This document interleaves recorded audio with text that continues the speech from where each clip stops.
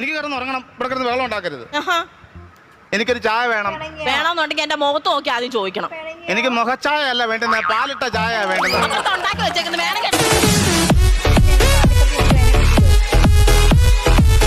രാത്രി ഞാൻ വരും, ചൂണ്ടയിടും, വലയെറിയും, പിന്നെ കിടന്ന് ഉറങ്ങും. അങ്ങനെയുള്ള കുടുംബം എന്ന് പറഞ്ഞാൽ പിള്ളേരൊന്നും ഇല്ല സാറേ. കല്യാണം കഴിഞ്ഞ് പിള്ളേരില്ല? പിള്ളേരൊന്നും. 10 വർഷമായി. രാത്രി മൊത്തം ചൂണ്ടയിട്ട്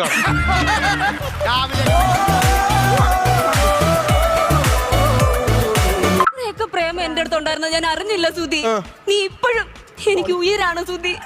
പരിപാവനമായ ഒരു പള്ളിമുറ്റ ആയതുകൊണ്ട് ഈ ഉയിരിന്റെ മറുപടി ഞാൻ പറയുന്നില്ല. ഇല്ലെങ്കിൽ ഞാൻ നല്ലത് ഞാൻ പറഞ്ഞാൽ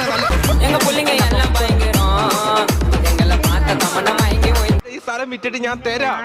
എന്റെ പൊന്നെ, പെങ്ങളെ കല്യാണം നടക്കണ മണ്ഡപത്തിൽ ഞാൻ ഒന്നും ഇല്ലാത്തവരെ പോലെ നിൽക്കേണ്ടി വരും. അയ്യോ അങ്ങനെ പോകരുത്. ഒരു ഒറ്റമുണ്ടെങ്കിലും എടുത്തോണ്ട് പോകണം.